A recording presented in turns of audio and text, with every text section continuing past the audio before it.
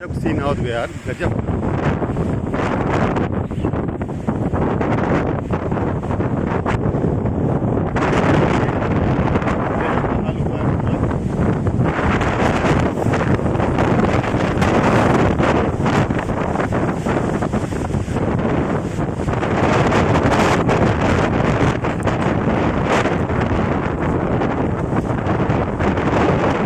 चलते हैं।